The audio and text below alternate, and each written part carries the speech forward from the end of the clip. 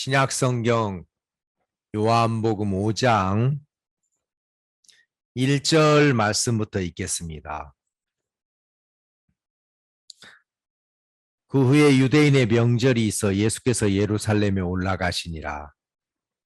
예루살렘에 있는 양문 곁에 히브리 말로 베데스다라는 못이 있는데 거기 행각 5이 있고 그 안에 많은 병자, 소경, 절뚝발이, 혈기 마른 자들이 누워 물의 동함을 기다리니 이는 천사가 가끔 못에 내려와 물을 동하게 하는데 동안 후에 먼저 들어가는 자는 어떤 병에 걸렸든지 낫게 되밀어라. 거기 38년 된 병자가 있더라. 예수께서 그 누운 것을 보시고 병이 벌써 오랜 줄 아시고 이르시되 네가 낫고자 하느냐. 병자가 대답하되 주여 물이 동할 때에 나를 못에 넣어줄 사람이 없어 내가 가는 동안에 다른 사람이 먼저 내려가나이다. 예수께서 가라사대 일어나 내 자리를 들고 걸어가라 하시니 그 사람이 곧 나아서 자리를 들고 걸어가니라. 9절까지 읽었습니다.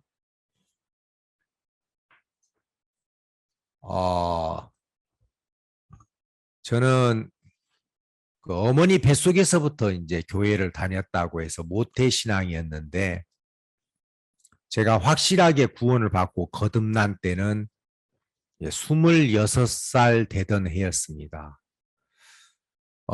그 전에 6개월 전에 제가 이제 우리 먼저 그 주님의 품으로 간 우리 박종진 선교사님 그 알래스카 앵커러지에서 선교하시다가 췌장암으로 먼저 세상을 떠났는데 우리 박종진 그 이제 형제를 보면서 굉장히 제가 신선한 충격을 받았습니다. 제가 아는 대로 그 사람은 굉장히 사나운 그리고 거친 삶을 살았던 사람입니다. 그 집안은 다들 이렇게 형님들도 교직 생활 하시고 아버지는 한학자시고 누나들도 이렇게 학교에 정상적으로 잘 다니는 이제 그런 가정 분위기에서 자랐는데 그 이제 그 박종진 형제만 들고양이처럼 늘 학교 갔다 오면 공부 안 하고 물고기 잡으러 다니고 동생이 물고기 안 잡는다고 하면 두들겨 패가지고 그 고기통 들고 다니게 하고 그래서 한 번은 동생을 만났는데 동생은 그 박종진 형제하고 다르게 되게 곱상하게 생겼더라고요. 근데 자기 어렸을 때 기억은 맨날 형님한테 두들겨 맞아가지고 물고기통 들고 뒤따라 다니는 그 기억밖에 없었다고. 사람이 참 뭔지 왜 그런지 몰라도 아주 거친 그 야생마 들고양이처럼 진짜 그렇게 살았어요. 그래가지고 학교 갔다 오면 하루 종일 놀고 저녁에는 집에 들어오지도 않고 그냥 집단 사이에 그 이제 논이나 밭에 그 집단 사이 속에 들어가서 해집고 들어가서 아침에 들어오고 밥은 먹어야 되니까. 그래서 옛날에는 뭐 요즘처럼 뭐 보온밥통이 있는 것도 아니고 냉장 보관하는 것도 아니기 때문에 그때그때 밥을 해서 먹어야 되고 그때 이제 때를 놓치면 밥 못 먹어요. 아침에 다 모여서 밥을 먹는데 이제 그때 이제 온 가족이 다 모이니까 아버지가 교육하시고 형님이나 누나들이 그래서 이제 그런 교육을 밥상머리 교육이라고 합니다. 밥상에 삥 둘러 앉아서 만날 수 있는 시간이 그 시간이니까 잔소리도 듣고 꾸지람도 듣고 또 교육도 받고 이제 식사하면서 이제 밥상머리 교육인데 그때 이제 밥 먹으러 기어 들어오면 형님들이 뭐라고 하고 누나들이 잔소리하고 그러면은 이제 갑자기 그냥 그 옆에 있는 뜨거운 국물을 누나 머리 위에다가 부어버리고 나가버리고 아무도 이제 그 어떻게 제재할 수 없는 그런 거친 삶을 살았어요. 그러다가 이제 중학교를 졸업하고 동네에서 막 싸움을 했는데 이제 그 상대편이 도망가는데 막 뒤따라가면서 그 연필 깎는 칼로 막 등을 긋고 그래가지고 이제 뭐 도저히 그 동네에서 있을 수가 없어갖고 전주로 도망을 나왔습니다. 중학교 3학년 때 그랬고 다른 아이들은 다 고등학교 진학을 하는데 자기는 이제 진학을 못한 거죠. 그리고 있다가 나도 이제 고등학교를 가야 되겠다. 근데 이제 뭐 정상적으로 그 당시 이제 고등학교 뭐 시험을 보고 그러는 시절인데 뭐 놓쳤어요. 근데 이제 전주 예술고등학교가 그 링컨 대안학교처럼 비인가 고등학교인데 거기에 이제 원서만 내면 들어갈 수 있으니까 들어갔어요. 그 예술고등학교. 농학부도 있고 뭐 기학부도 있고 그다음에 뭐 이런저런 이제 그 과가 있겠죠. 그래가지고 이제 그 학교를 다니는데 자기 말로 그 학생 학교 3분의 1은 자기가 두들겨 패갖고 다 쫓아냈다 하더라고요. 아이고 저 종진이 때문에 학교 못 다니겠다. 그래가지고 뭐 선배도 두들겨 패고 동기도 두들겨 패고 맨날 그 학교 옥상에다가 집합식 해가지고 때리고 그래가지고 이제 학교에서 저 종진이 때문에 우리 학교 운영이 안 된다. 퇴학을 시켜야 되겠다. 딱 분위기를 보니까 이 학교에서 나를 퇴학시키려고 하는구나. 그래가지고 하루는 책가방에 책을 다 빼고 낫을 갈아가지고 책가방에다 넣어가지고 교무실에 가서 선생님들 보는 앞에서 가방을 열었다 닫았다 하니까 책가방에 책은 없고 시퍼렇게 그죠. 날선 낫만 있으니까 선생님들도 겁을 먹고 퇴학도 못 시키고 수업 받다가 막 따분하고 그러면 자기는 뭐 수업 안 받는데요. 그냥 학교 옆에 가가지고 막 몇 동 옆에서 담배 피고 있으면 담임 선생님이 와갖고 종진아 이놈아 하면서 이제 여선생님인데 나이가 있는 막 끌고 그래가지고 다시 수업 들어가고 그 학교 다녔던 사람들한테 물어보니까 별명이 영국 신사였다고 하더라고요. 왜 영국 신사냐? 월요일 날 되면 다들 교련복 입고 운동장에 서가지고 학생들 다 줄 맞춰 서 있고 선생님들 그 앞에 있고 교장 선생님이 이제 단에 올라가지고 막 월요일 날마다 이제 조회 있잖아요. 조회 시간인데 학교에 이제 늦게 교문에 들어서면서 전부 학생들 도예를 입고 선생님이 있고 지금 교장 선생님이 훈시하고 있는데 그 뒤로 가방에 딱 끼고 천천히 걸어가지고 그러기도 쉽지 않은데 그래가지고 교실로 들어간대요. 그래갖고 얼마나 폼을 잡고 가는지 영국 신사라고 학교에서는 소문이 났어요.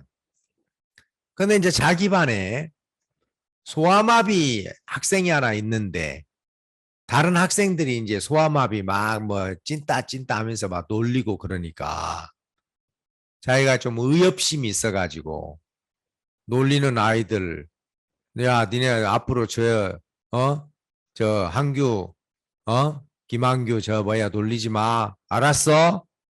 너 니네들 저 뭐야 놀리고 그럼 내가 가만 안 둘 거야.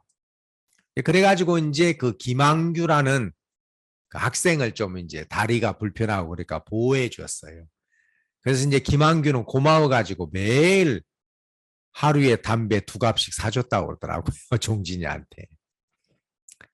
이제 그런 삶을 살다가 고등학교 뭐 졸업하고 이제 이 사람이 또 그림을 또 그리 잘 그렸어요. 그래서 자기가 만화가 되려고 군산의 전문대학교 그래 이제 들어갔다가 화가가 만화가 되려고 하다가 뭐 여의치 않아 가지고 이제 술집 생활로 갔어요.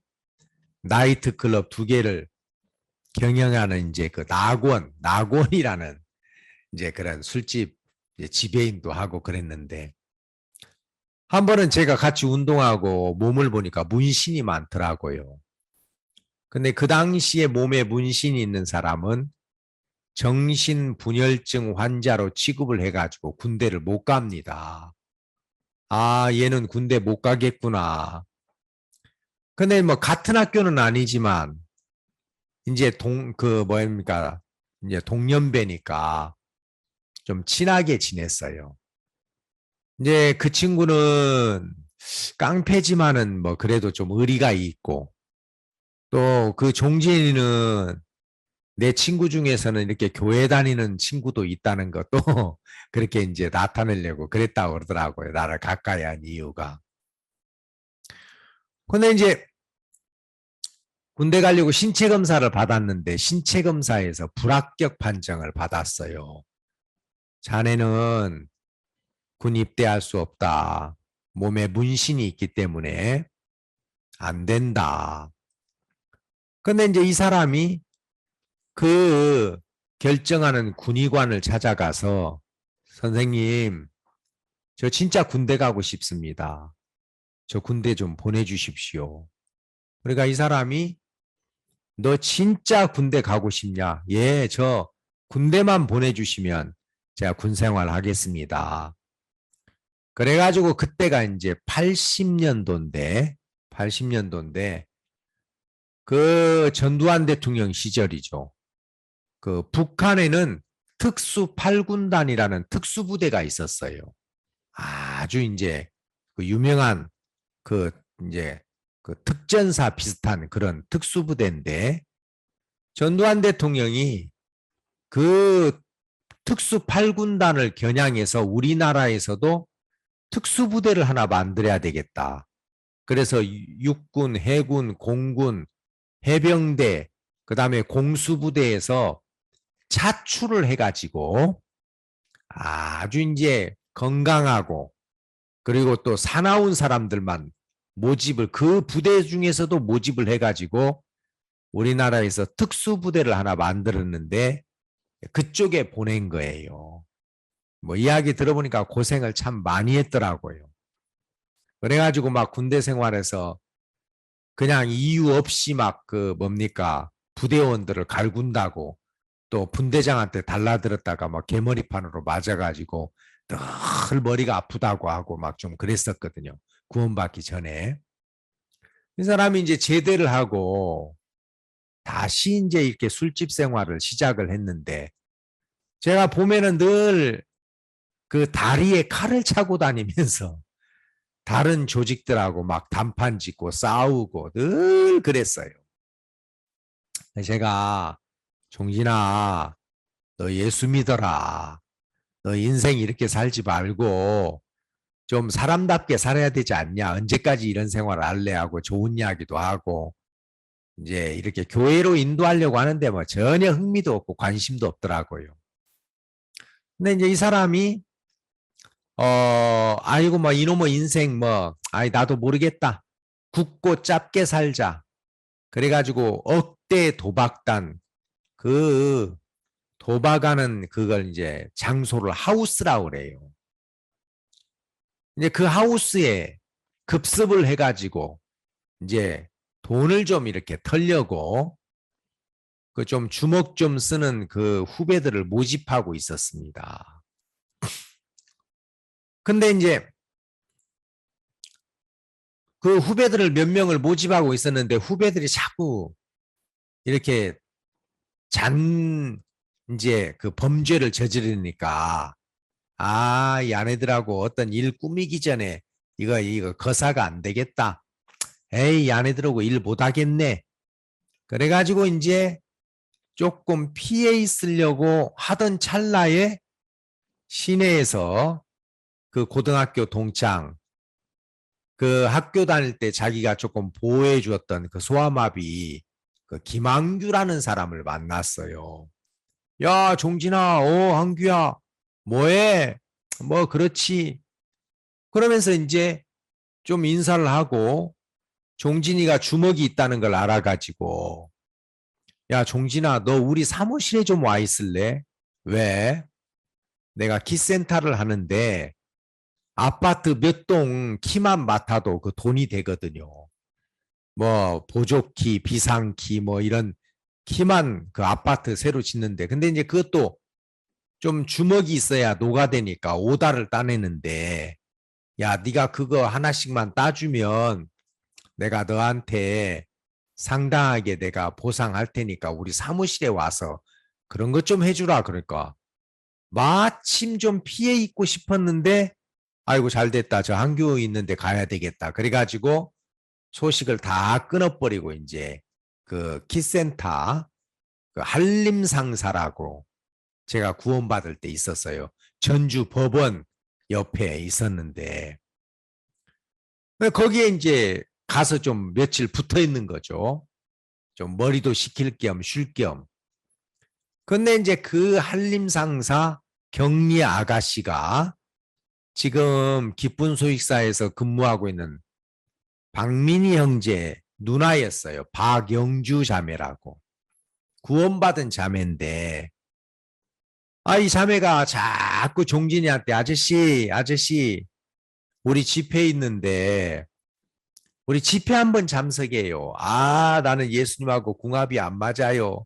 나는 뭐 신앙체제 교회 한번 교회 문턱도 밟아본 적이 없어요.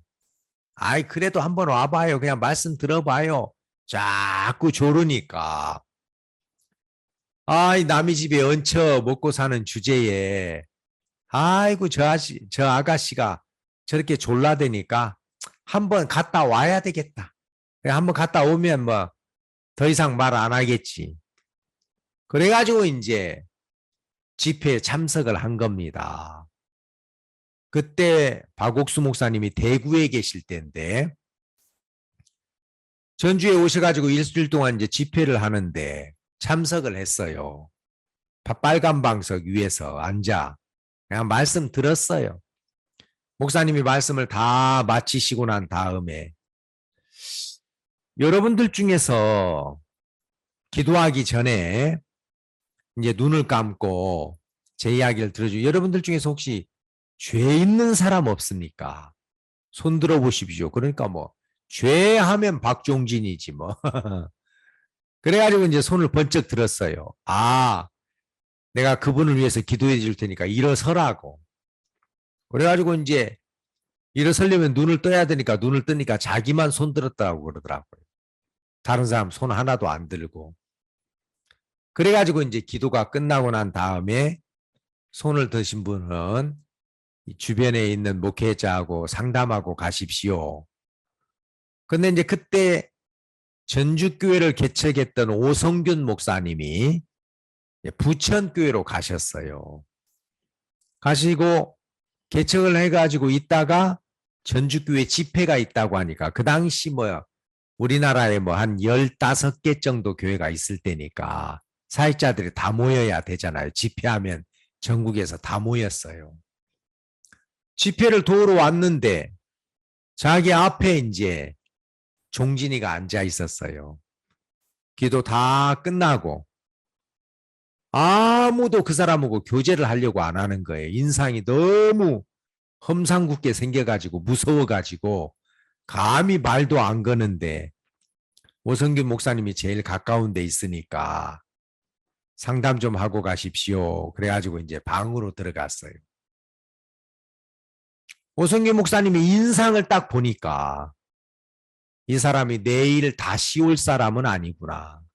그냥 어떻게 해가지고 오늘 왔지 절대로 내일 다시 올 사람은 아니니까 에이 믿져야 본전이고 복음 전하자.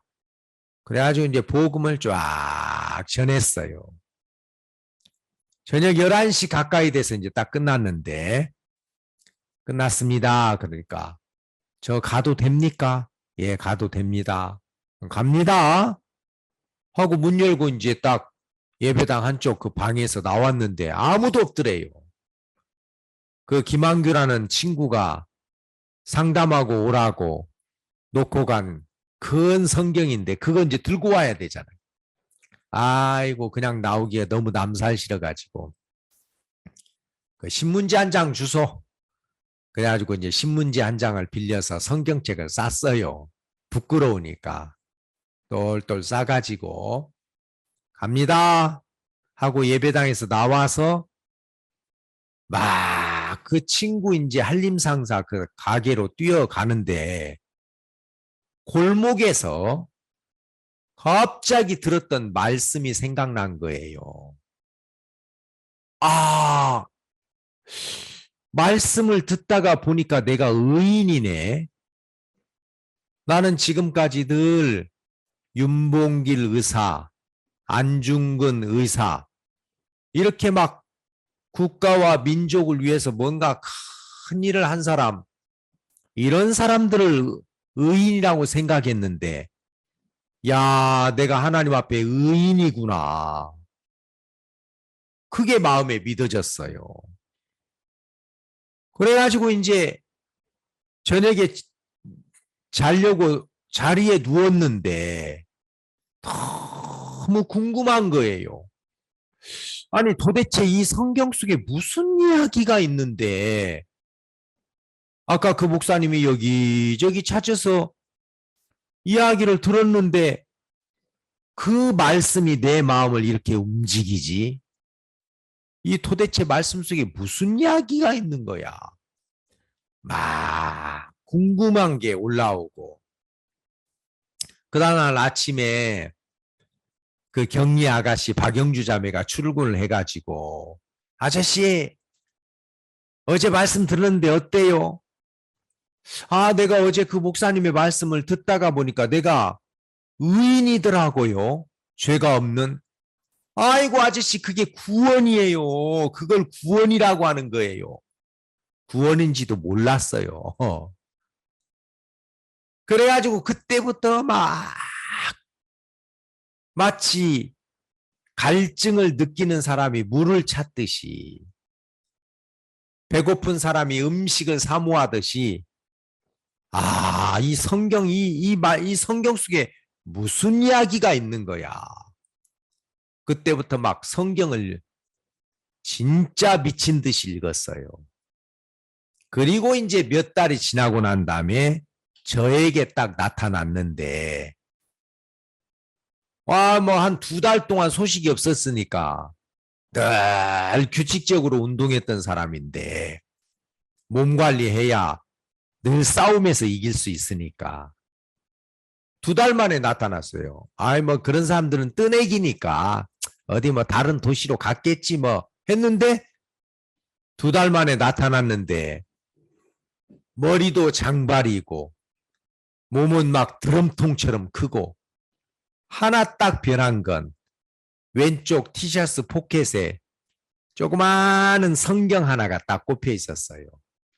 아이고 저 친구가 성경 읽을 주제는 못 되고 어디 길거리에서 성경 나눠주는데 버리기는 뭐하고 그래서 꼽았겠지. 물었어요. 야 종진아 그럼 몇 달 동안 어디서 자고 먹었어? 그러니까 야 오인아 대통령 아들이 한두 끼 굶었다고 불쌍한 거 아니야? 아니 뭐 내가 알아듣지 못하는 이야기를 하는 거예요. 야 대통령 아들이 한두 끼 굶었다고 불쌍한 거 아니야? 그 말은 내가 하나님의 아들이 됐는데 이제 뭐 먹고 살고 뭐 잘 먹느니 뭐 그런 거 다 연연하죠. 이제 나중에 보니까 그런 뜻이더라고요. 아니, 대통령 아들이 뭐 한 끼 굶었다고 불쌍해? 아버지가 대통령인데 언제든지 먹고 싶으면 먹을 수 있는 거지. 그런 자기가 이제 하나님의 아들이 됐기 때문에 나 그런 거 별로 중요하게 생각 안 한다. 이제 그런 뜻이에요. 근데 이 사람이 운동을 하고 샤워를 딱 하고 나와서 뭐 TV를 보거나 뭐 그래야 되는데 옛날에 TV 문학관 같은 거 잘 봤거든요. 이 사람이. 메밀꽃 필 무렵 삼포로 가는 길 뭐 그런 거 TV 문학관 KBS. 근데 티사스에서 딱 성경을 꺼내가지고 읽어요. 참. 뭐 심심해서 있겠지. 근데 이제 몇몇 학생들이 큰 노비인데 굉장히 커요. 노비의 학생들이 왔어요. 그 학생들에게 물어보는 거예요. 야, 너희들 교회 다녀? 아, 예, 형님 교회 다닙니다. 그래, 내가 한번 물어볼게. 대답해봐. 내이기 11장에 정한 짐승, 부정한 짐승. 그 이야기 알아? 아, 예, 압니다. 야, 그러면 돼지는 부정한 짐승이야, 정한 짐승이야? 아예 돼지는 부정한 짐승입니다. 되새김질을 못하니까. 송아지는 정한 짐승입니다. 왜? 굽이 갈라졌고 되새김질을 하니까요. 그렇지. 그 물고기 중에서도 정한 물고기 있고 부정한 물고기 있어. 미꾸라지는 정한 물고기야, 부정한 물고기야? 아, 그건 부정한 물고기죠. 비늘이 없으니까. 그렇지. 붕어는 예, 그건 비늘이 있고 지느러미가 있으니까 정한 물고기입니다. 그 친구가 야, 그러면 돼지가 노래 가면 송아지 되냐? 에이, 형님. 돼지는 돼지지 뭐 돼지가 뭐 노래해서 송아지 됩니까? 그렇지. 미꾸라지가 애를 써서 붕어 안 되지? 그렇죠. 야, 그러면 우리는 성경에서 태어날 때부터 부정한 죄인인데 부정한 죄인이 교회 열심히 다니고 11조 생활하고 율법 지키고 그러면 의인 돼? 너 노력해서 의인 될 수 있어? 대답을 못해요, 학생들이. 근데 이제 제가 뒤에서 그 이야기를 듣고 있다가 신선한 충격을 받았어요. 아, 그렇지. 돼지가 노력해서 송아지 안 되고 미꾸라지가 애를 써가지고 붕어 안 되는 것처럼 죄인이 애를 써서 의인 되는 게 아닌데 야, 지금까지 뭔가 잘하면 된다고 그런 생각 속에 있었구나. 근데 문제는 아니 저 친구가 저런 이야기를 어디서 들었지? 이런 이야기를 어디서 배웠지? 근데 이제 이야기 안 하고 쭉 지켜봤어요. 몇 주를. 근데 이 사람이 올 때마다 전도를 하는 거예요. 쉬지 않고. 나중에는 우리 선배 중에 전주고다 명문고 나왔고 중앙대 물리대를 나온 그 선배가 있는데 둘이 붙었어요. 논쟁을 하는데 야, 종진이가 안 딸리는 거예요. 야, 이 대단하네. 저 선배는 물리대를 나와가지고 과학적으로 신은 없다. 인간이 진화된 거다. 근데 종진이 아니다. 창조다. 그런 이야기를 하는데 아, 진짜 안 밀려요. 내가 그걸 보면서 저 종진이는 어떤 능력이구나. 좀 배워서 된 게 아니다. 절대 저 사람에게 착하게 살고 담배 피지 말고 술 먹지 그거 가르쳐서 될 사람이 아니거든요. 그건 교육으로 된 게 아니라 이 사람에게 어떤 능력이 임했구나. 제가 그걸 알겠더라고요. 말하는 거나 생활하는 거나 태도를 볼 때 저 종진이 저건 옛날 종진이가 아니야. 종진이가 저렇게 말하는 건 교육으로 된 게 아니야. 저건 어떤 능력이야. 그러면서 제가 이제 그 박종진 형제를 통해서 전도를 받아서 85년 4월 28일 저도 거듭나는 은혜를 입었거든요. 그러니까 그 진짜 깡패에 누가 교회 다녀라, 헌금해라, 성경 읽어라.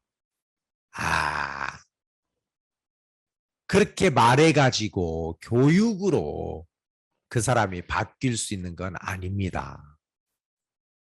근데 그 사람을 그렇게 바꿔버린 변화의 주인공이 뭐냐? 말씀이에요. 그냥 오성균 목사님이 이 사람 내일 다시 올 사람은 아니다. 내일 다시 올 사람은 아니다. 그냥 복음 전하자. 그래가지고 쭉 복음을 전했어요. 그 복음의 말씀이 종진이 마음에 들어가서 아, 내가 의인이네. 내가 하나님 앞에 이제 떳떳한 죄가 없는 의인이네. 야, 근데 도대체 이 성경 속에 무슨 이야기가 있는데 내 마음을 이렇게 움직이고 동하게 하지? 그러면서 성경을 읽으면서 박종진 그러면 옛날에 우리 사역자 세계에서는 저 사람은 성경을 거의 외우는 사람 그렇게 생각을 했어요. 여러분 오늘 아침에 우리가 아브라함이 그 이스마엘을 쫓아내는데 그 육신적인 정 그거 만만치 않거든요. 그런데 냉정하게 그 하갈과 이스마엘을 쫓아낼 수 있었던 건 아브라함의 어떤 의지나 각오나 결심이 아니에요.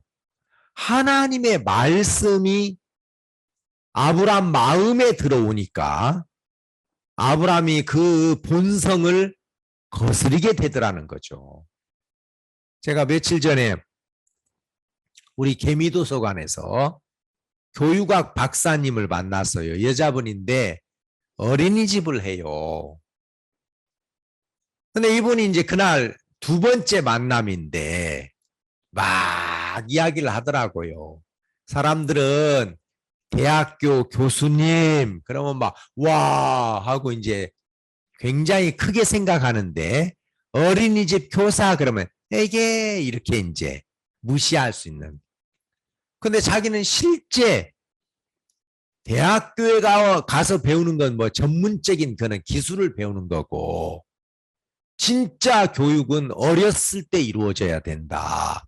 그런 이야기를 하는데 예, 선생님 맞습니다. 저도 강릉에 있을 때 대안학교를 이끌어 봤는데 대안의 그 고등학교를 하다가 보니까 선생님들이 하는 이야기가 아, 중학교 때부터 해야 돼요. 이런 교육을. 애들이 중학교 때 다 망가져갖고 고등학교 때 오니까 고등학교 때 잡기가 어려워요. 그래서 우리가 중학교도 이제 대안학교를 시작을 했습니다. 지금은 더 빨라져갖고 초등학교 때 아이들이 벌써 망가져요. 야동 보고 막 음란물 접하고 그러면서 잘못된 그런 교육을 접하면서. 근데 선생님 말씀대로 예, 그 어린아이 때 진짜 진이가 뭐 이제 뭐 만 3살인데 얼마나 그대로 따라하는지 몰라요. 뭐 걸레 빠는 그 흉내 그대로 내고 말 그대로 흉내 내고 진이가 우리 감시 카메라예요. 우리 집에 감시 카메라. 아이고 얘 앞에서 거짓말. 한 번은 내가 막 나오고 싶으면 막 하라 합이야 여기 소파에 앉아 못 나가게 해요. 핸드폰 찾아갖고 바로 올게. 그리고 2시간 있다 가니까 핸드폰 찾았어? 그러더라. 그래 2시간 전에 벌써 내가 핸드폰 찾으러 간다고. 아이고 야 얘한테 거짓말하면 안 되겠구나. 그대로 기억하고 배우니까. 그러니까 이제 그 선생님이 이 어린이집 교육부터가 예, 맞습니다. 저도 동의합니다. 그런데 문제는 교육이라는 게 방향도 가르쳐주고 목적지도 가르쳐주기는 하지만 힘은 주지 못합니다. 사람들이 다 고등교육을 배워도 사회에 나가서 더 큰 유혹이 오면 거짓말하고 사기치고 죄 짓고 아니 뭐 마약 그거 하면은 몸이 망가진다는 거 마약 환자들이 더 잘합니다. 도박으로 돈 딸 수 없다는 거 압니다. 근데 그 유혹에서 못 벗어납니다. 그래서 제가 이제 힘이 와야 된다 하는 이야기를 했어요. 베드로가 예수님을 죽을지언정 부인하지 않겠다고. 야, 그래 이제 목숨 걸어놓고 맹세했잖아요. 그만큼 각오를 단단히 했어요. 예수님, 오늘 밤 좋다. 내가 24시간만 눈 까들이 짚고 부인 안 한다. 오늘 밤이라고 해요. 다 굴기 전에. 네가 3번 나를 부인하리라. 내가 진짜 부인 안 한다는 거 보여준다고 했는데 3번 부인해버렸어요. 그러니까 인간의 각오나 결심이나 의지는 아무 힘이 없습니다. 문제 있는 학생들도 효도하고 싶어 하고, 예, 모범생 되고 싶어 합니다. 다 그게 있어요. 근데 원함이지 능력은 없어요. 그래갖고 제가 이제 그 힘이 하나님으로부터 주어지면 학생들이 변화를 받고 달라집니다. 그래서 하나님으로부터 지혜나 사랑이나 능력이나 평안이나 이런 것이 와야 되는데 그 하나님으로부터 오는 통로를 끊어버리는 게 죄입니다. 그래서 죄사함을 받아야 됩니다 하고 이제 복음을 쫙 전했어요. 예수님이 오셔서 우리 주를 어떻게 씻었는지 이분이 잘 들으시더라고. 그리고 나중에 물어보니까 진짜 그 목사님 말씀 아멘이라고. 그러니까 교육이나 이런 건 세상의 종교나 교육은 인간의 의지에다가 호소를 해요. 죄짓지 마. 부모에게 효도해. 남을 위해서 희생해. 거짓말하지 마. 근데 성경에서 말하는 신앙은 너희들이 각오한다고 해서 되는 게 아니라 내가 그 힘을 줄게. 내 마음을 줄 거야. 그거예요. 그러니까 신앙은 애를 쓰고 노력하는 게 아니라 우리가 그 하나님으로부터 받아들이는 건데 하나님은 어디에다가 싸서 주냐면 말씀에다가 싸서 주는 거예요. 하나님이 주실 때 우리가 선물을 받을 때 뭐 그러잖아요. 그 뭐 꽃감이 있으면 포장지가 있잖아요. 이렇게 포장. 뭡니까? 보자기에다가 싸서 주든지 아니면은 박스에다가 담아서 주든지 그냥 줄 수는 없으니까. 그러니까 하나님은 하나님에게 있는 능력이나 지혜나 이런 걸 어디에다가 담아서 주냐면 말씀에다가 담아서 주기 때문에 그 말씀을 마음에 받아들이는 사람은 말씀 속에 있는 하나님의 능력도 함께 받아들이는 겁니다. 그러니까 사람에게 있어서 가장 불행한 것이 뭐냐? 인간에게 가장 불행한 건 말씀을 불신하고 있다는 거예요. 마귀가 제일 먼저 한 작업이 하나님의 말씀이 거짓말이야. 하나님의 말씀이 그거 참된 게 아니야. 그 작업을 했어요. 선악을 알게 한 나무 열매를 따먹으면 정령 죽으리라. 그 말을 믿고 있는 동안은 따먹을 수 없으니까 하나님이 참으로 너희들은 동산 모든 나무의 실과를 먹지 말라 하시더냐? 그러면서 그들 속에 상상력을 발동시켜서 하나님의 말씀이 사실이 아닐 수도 있다. 사실이 아니다. 이렇게 말씀을 불신하게 했어요. 여러분들의 신앙의 모든 문제는 말씀을 믿지 않고 있다는 겁니다. 첫째, 말씀을 들을 기회가 없고 컴퓨터나 스마트폰이나 쓸데없는 이런 어떤 것 때문에 말씀을 들을 수 있는 시간을 잡아먹어버리고 또 말씀을 들어도 기존 내가 가지고 있는 생각이나 관념이 그 말씀을 믿지 못하도록 불신하도록 한 거예요.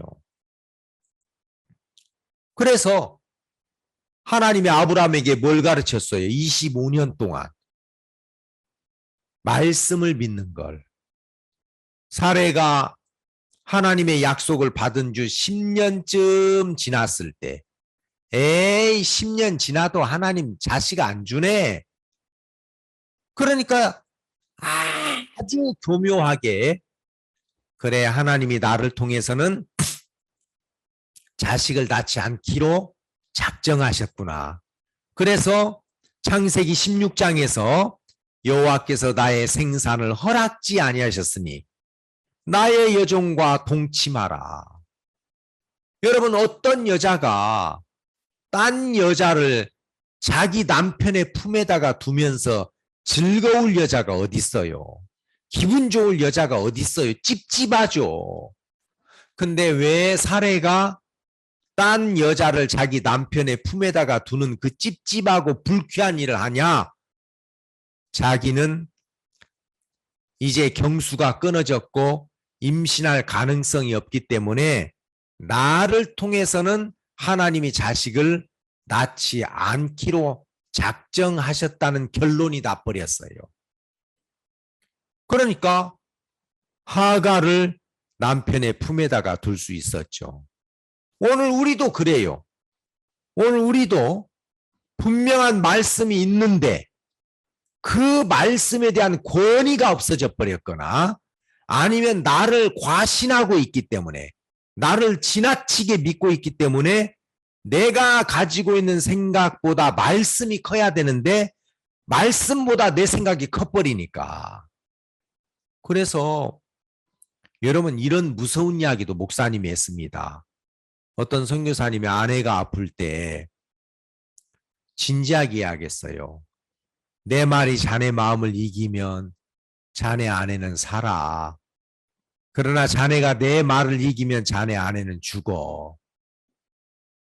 그게 무슨 이야기입니까? 내가 하는 말이 내 말이 아니라, 박옥수 목사 말이 아니라 말씀이야. 내가 말씀을 이야기해. 그때 그 말을 자네가 이겨먹으면 자네 아내는 죽어. 그러나 내가 하는 말씀이, 하나님의 말씀이 자네를 이기면 자네 아내는 살아. 그렇게까지 이야기를 했어요. 우리가 뒤돌아봅시다.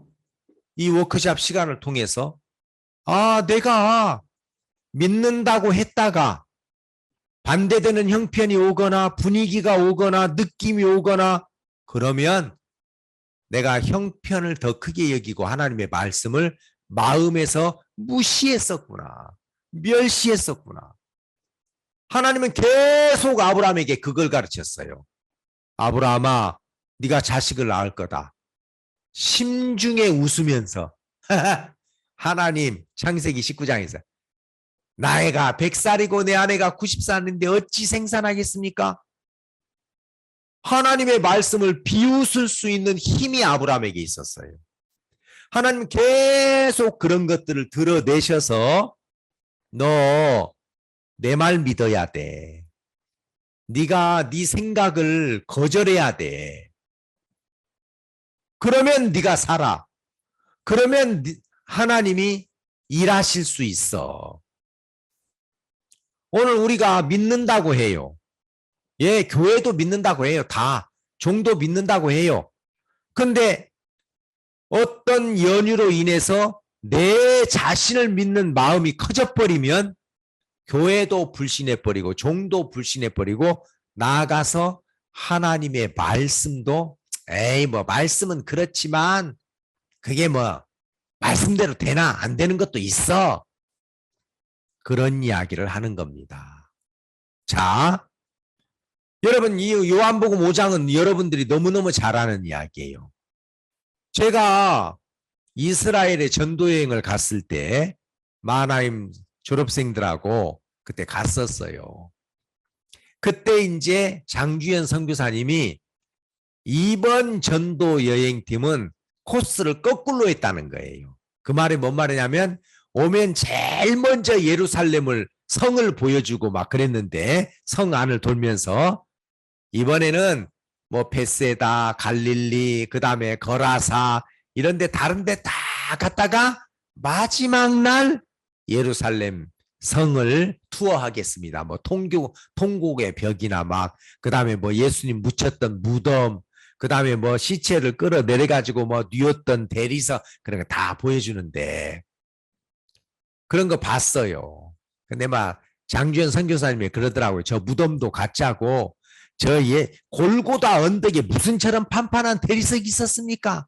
천주교인들이 전부 돈 받아 먹으려고 막 사람들이 울면서 대리석 만지고 막 그거 무덤이라고 막 그 앞에 가서 울고 통곡하고 그래서 예루살렘 성을 잘 돌았어요. 근데 이제 장주현 선교사님이 자 이제 드디어 베데스다 연못에 갑니다. 갖고 막 엄청 기대에 부풀었어요. 드디어 그렇게 설교에 많이 등장하는 베데스다 연못. 와, 거기 가는구나. 거기 가는구나. 그래가지고 쫙 갔는데 장주현 선교사님이 여기가 베데스다 연못입니다. 어디 공사장 폐허장 같더라고요. 아, 진짜 사진을 내가 아까 준비를 못했어요. 실망, 대실망을 했어요. 물도 하나도 없고요. 완전 그냥 진짜 그 공사장 완전 그 뭡니까? 건물 다 무너진 거 있잖아요. 우크라이나 폭격받아가지고 막 무너진 거. 우와, 이게 옛날에 베데스다 연못이었다고. 진짜 실망했어요. 돌면서. 참, 갈릴리 바닷가나 아니면 사해 바다는 그래도 둥둥 뜨는 신비한 것이라도 있지. 이야. 근데 제가 베데스다 연못을 돌면서 내가 생각을 했어요. 이 예루살렘에 가니까 옛날 2000년 전에 있었던 것은 하나도 없습니다. 통곡의 벽도 밑에서 세 단만 예수님 당시에 있었던 돌이고 다 로마의 장군에 의해서 무너졌는데 오스만 투르크라는 사람이 그 위에 쌓은 거래요. 그러니까 옛날 예수님 당시의 성벽 아니에요. 그리고 뽕나무도 그 로마의 타이터스 장군이 뽕나무, 감람나무 이런 건 이스라엘을 상징하기 때문에 싹 뽑아가지고 뿌리까지 다 태워버려라. 그러니까 지금 있는 뽕나무는 2000전에 예수님 당시에 예수님이 그 뽕나무, 그 감람나무에서 그 감람나무 밭에서 기도하셨잖아요. 감람산. 그러니까 그 감람나무 아닙니다. 이미 그때 2000년 전에 로마군이 와서 싹 무너뜨려 버렸습니다. 그리고 길도 박석이라고 해가지고 이제 돌로 널따란 돌. 여러분 우리 여기 진주교회 예배당은 인터로킹이라고 이게 조그마한 돌을 했잖아요. 근데 이제 그게 아니고 예루살렘의 옛날의 길은 넓은 이렇게 막 한 1m 되는 그래서 넓을 박자 써서 박석이라고 그래요. 넓은 돌. 근데 그 좋은 도로도 보기 싫으니까 다 뒤집어 버려라. 그래서 로마 군대가 와서 그 도로도 다 뒤집어 버렸다는. 그러니까 흔적도 남기지 마. 감람나무, 뽕나무, 포도나무 싹 뿌리까지 뽑아서 태워버려. 그리고 건물도 돌 하나 돌 위에 남지 않도록 다 무너뜨려. 싹 길도 여러분 우리가 도로 사용할 수 있잖아요. 도로가 뭘 잘못했어요. 근데 도로까지 다 뒤집어 버렸다는 거예요. 제가 이제 그걸 보면서 전능하신 하나님이 뭐 하나 남길 만한 능력이 없으셨나? 어떻게 저 이방인들이 와서 흔적도 없이 싹 없애버리도록 하나님이 내버려 뒀나? 그러면서 반짝 제가 깨달아진 것이 있었어요. 베데스다 연못을 돌면서 만약에 베데스다 연못에 막 물이 차 있으면 한 주에 20만 명이 다녀간대요. 관광객이. 물 다 떠갈 거예요. 베데스다 연못에 예수님이 만졌던 무슨 난간이나 있으면 진짜 여러분 그 이탈리아 로마에 저도 가봤는데 성 베드로 성당에 베드로 청동 조각상이 있는데 순례객들이 하도 문질러 갖고 다 이 발가락이 다 문드러졌어요. 닳아버렸어요. 발가락 없어요. 하도만 문질러 갖고 이제 닳아 없어질까 봐 유리관에다가 넣어놨더라고. 하도 문질러니까. 막 베데스다 연못가 계단에서 막 어떤 여자는 울어요. 왜? 2000년 전에 예수님이 거기 왔던 곳이라고 하면서. 하나님이 다 없애버려. 흔적도 남기지 마. 왜?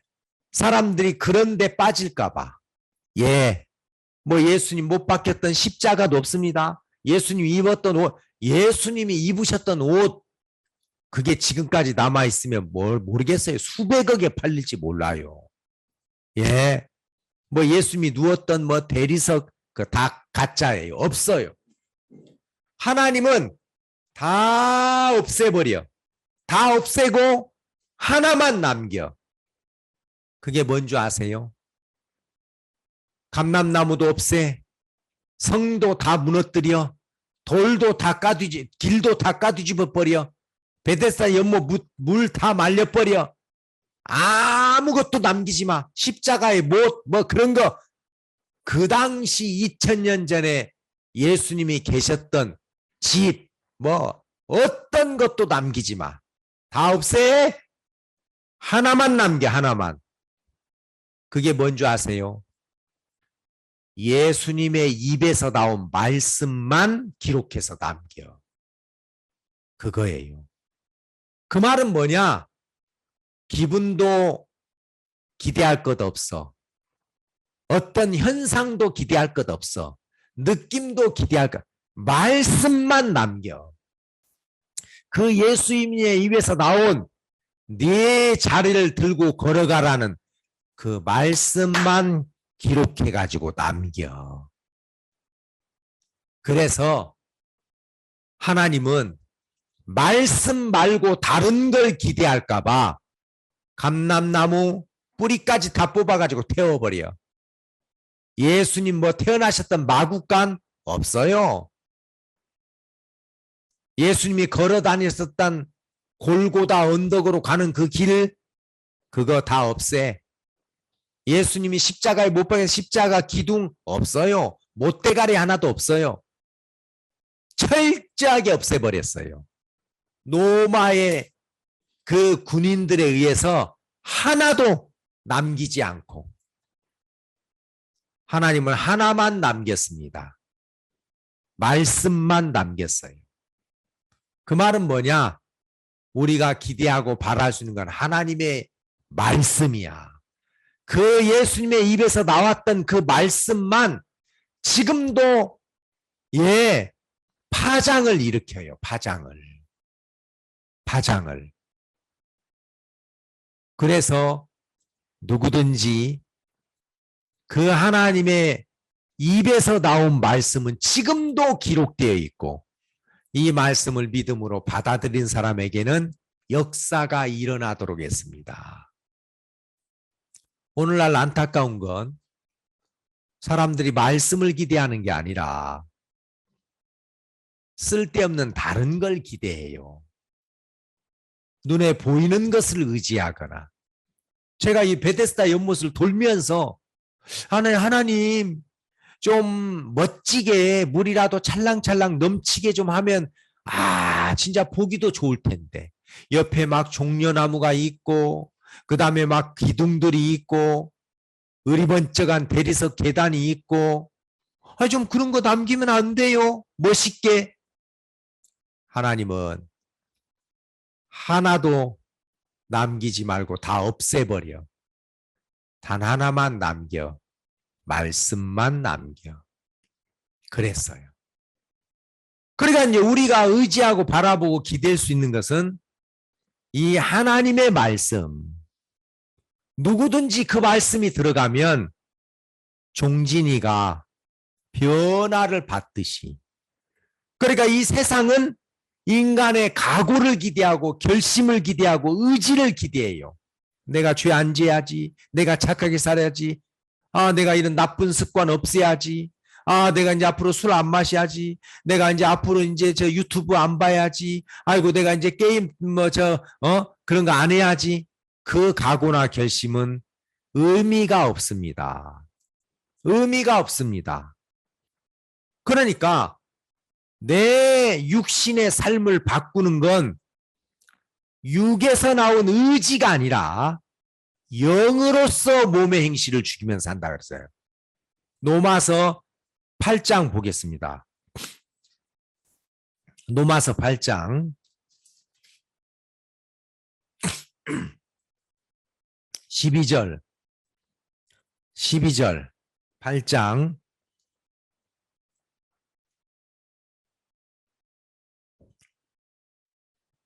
그러므로 형제들아 우리가 빚진 자로 돼 육신에게 져서 육신대로 살 것이 아니라 너희가 육신대로 살면 반드시 죽을 것이로되 영으로서 몸의 행실을 죽이면 살리니. 그러니까 몸의 행실을 죽이는 건 육에서 나온 결심, 의지, 각오, 선행 이게 아니라 영으로 몸의 행실을 죽인다. 그러면 영이 뭐예요?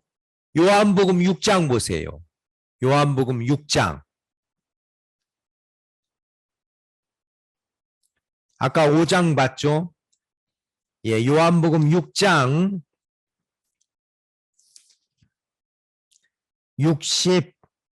63절. 요한복음 6장 63절입니다. 살리는 것은 영이니 육은 무익하니라. 내가 너에게 이른 말이 영이요 생명이라. 그러니까 살리는 것은 영이니. 그럼 바꾸어 말합시다. 요한복음 5장에서 38년 된 병자를 일으키는 것은 영이니. 사람을 바꾸는 건 영이니. 그 영은 뭐라고 그랬어요?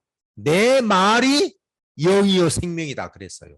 그러니까 예수님의 입에서 나온 말씀이 살리는 거고 바꾸는 거고 예, 변화를 주는 거란 말입니다. 종진이는 흉악한 깡패였어요. 누가 그 사람에게 성경 읽으라고 해서 성경이 있습니까? 만화책이나 읽지. 누가 그 사람에게 술 먹지 말라고 담배 피지 말라고 담배 피지, 싸움하지 말라고 싸움 안 할 사람이 아니에요. 말씀이 들어갔어요. 그 말씀이 종진이를 선교사로 바꿨어요. 예.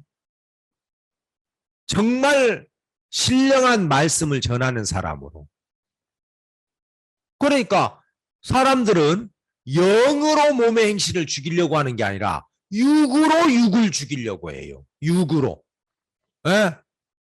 각오로, 결심으로, 의지로. 그게 교육이고 그게 종교입니다. 안 돼요.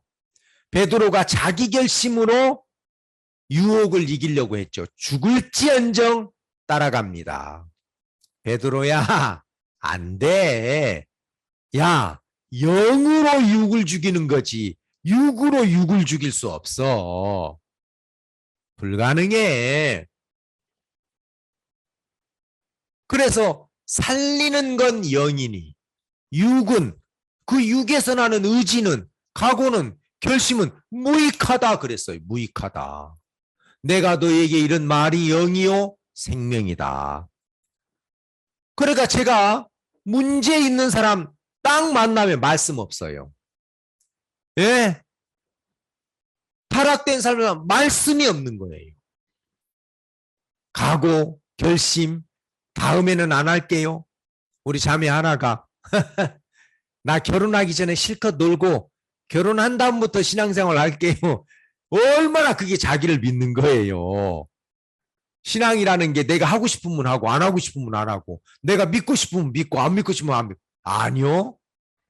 그게 자기를 믿는 거예요. 나 학생 때는 실컷 놀고 어른 돼서 신앙생활 할게. 그러면 여러분 자기 뜻대로 됩니까? 안 돼요. 어떤 사람들은 그래요. 에이, 죽기 전에 구원받으면 되지. 그러면 얼마나 좋겠습니까? 근데 여러분 죽을 때가 되면 정신도 혼미해지고 예, 관심이 없어요. 그때는. 그래서 젊었을 때 창조자를 기억하라는 거예요. 노인정에 가봐요. 뭐 인생이 다 끝났다고 해서 뭐 복음 받아진 줄 아세요? 뭐 해가지고 그냥 뭐 맛있는 것도 모르고 좋은 것도 모르고 그죠? 어려운 것도 모르고 그냥 멍하니 넋을 잃고 사는 거예요. 무슨 뭐 죽기 전에 구원받아요. 쌈박하게 실컷 노세 젊어서 노세 늙어서는 못 노나니. 그러니까 그게 얼마나 자기를 믿는 거예요. 내가 나중에 믿으면 되지. 내가 나중에 변화받으면 되지.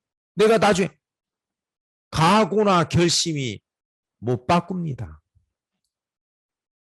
그러니까 38년 된 병자에게 예수님의 입에서 나온 말씀이 들어갔어요. 그러니까 38년 된 병자가 왜 38년 동안 누워 있었냐? 일어나 내 자리를 들고 걸어가라는 말씀이 없었으니까. 그 말씀이 없었기 때문에. 근데 예수님의 입에서 나간 일어나 걸어갈 수 있어. 네가 충분해. 그 말씀이 이 사람을 일어나 자리를 들고 걸어가게 했다. 그래서 성경은 영으로서 몸의 행실을 죽이지 뭘로 안 된다. 근데 세상은 육으로 육을 다스리려고 해요. 육으로 몸의 행실을 그저 바꾸려고 해요. 다짐하고 결심하고 좋은 생각 갖고 윤동주의 서시처럼 하늘을 우러러 한 점 부끄러움이 없기를 잎새이는 바람에도 나는 괴로워했다.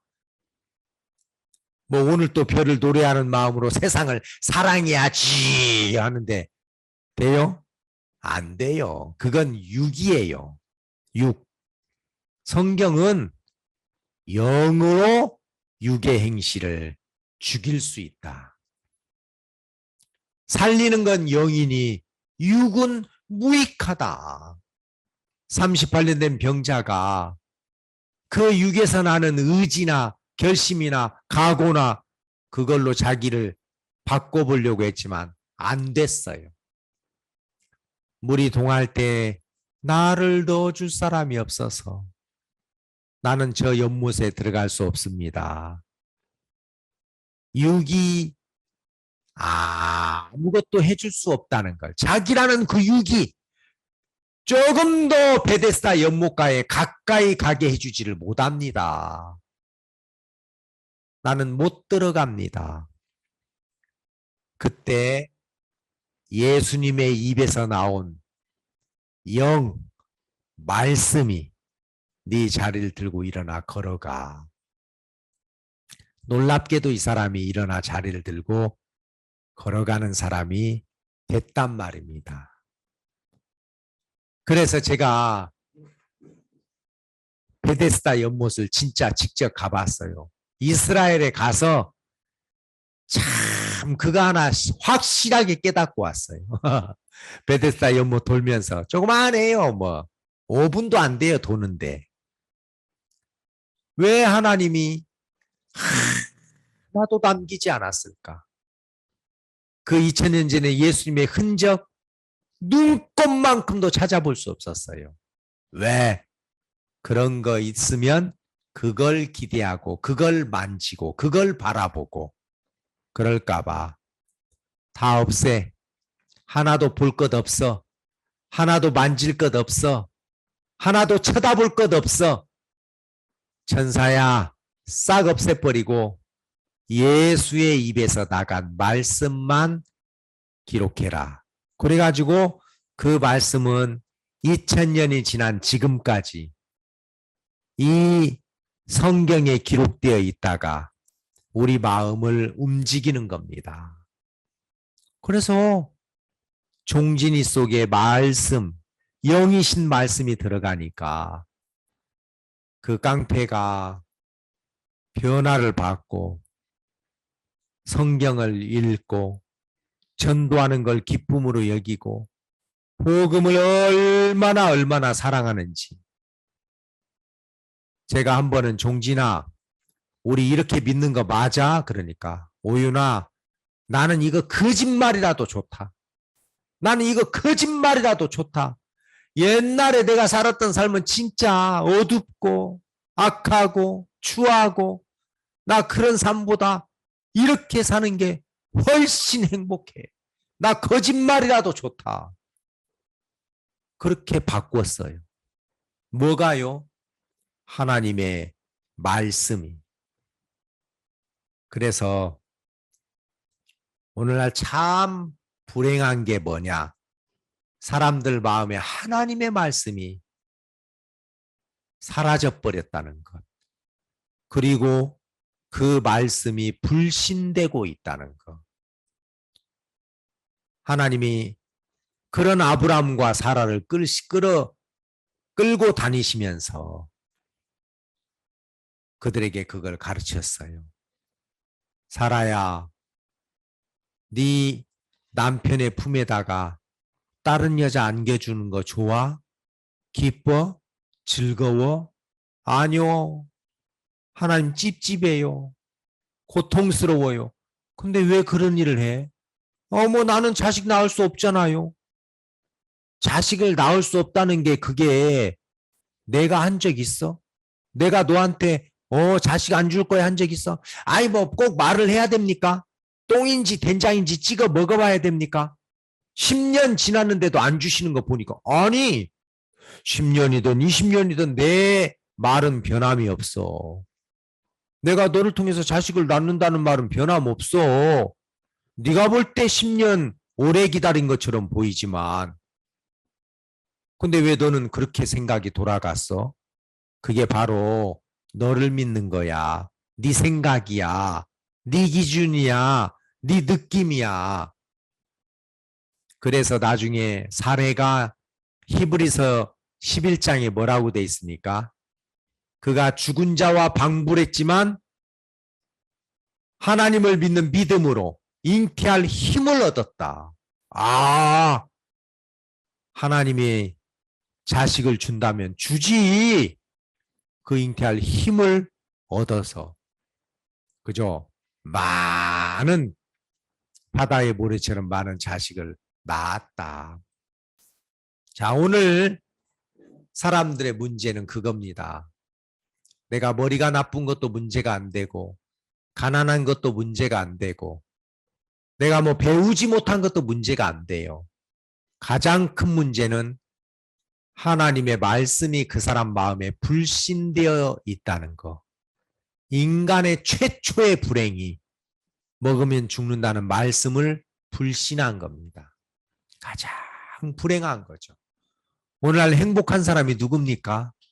예, 하나님의 말씀을 크게 여기고 전부로 여기고 이건 하나님의 말씀이야. 이건 하나님의 말씀이야. 하나님이 이렇게 말씀하셨어. 그러면 이게 사실이야. 이게 실상이야. 이게 결론이야. 그렇게 믿는 사람. 가장 복된 사람이고 말씀은 알지만 자기 잘난 생각으로 지혜롭다고 하지만 교만하게 되어서 하나님의 말씀이 그 사람의 마음을 이기는 게 아니라 자기 생각이 하나님의 말씀을 이기는 그게 가장 불쌍한 사람이라는 겁니다. 그래서 변화의 주인공은 말씀이에요. 예수님 친히 말씀했어요. 살리는 것은 영이니 육은 무익하니라. 내가 너에게 이런 말이 영이요 생명이다. 그랬습니다. 말씀이 없으니까 사람들이 의지로 각오로 그 육에서 난 결심으로 육으로 육을 이기려고 하는데 아니에요. 심홍섭 형제가 얼마나 육으로 다짐했겠습니까? 결심했겠습니까? 진짜 또 결심하고 그런데 못 벗어났어요. 목사님이 뭐라 그랬어요? 야, 이 사람아, 자네 아이 봐봐. 저렇게 클 때까지 아직까지 술을 먹고 자네 아내가 맨날 눈물 짓고 정신 좀 차려. 그건 육이에요, 육.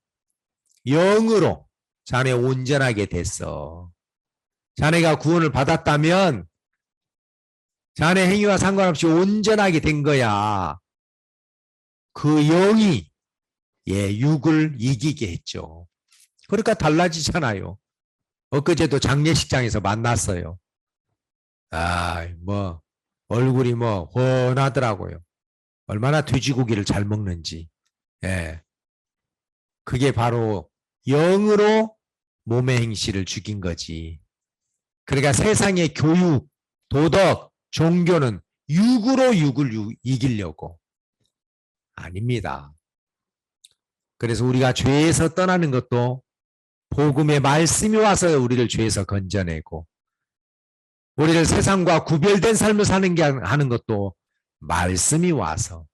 그래서 아브라함에게 하나님의 말씀이 접촉될 때마다 아브라함이 믿음의 사람으로 바뀌어져 가는 것을 우리가 볼 수 있었습니다. 여러분들 마음에 나를 작게 여기고 나를 불신하고 말씀을 크게 여기는 그런 여러분들이 되기를 바랍니다. 그래서 이런 워크숍을 통해서 우리 마음에 그 말씀이 선명해지고 뚜렷해지기를 바랍니다.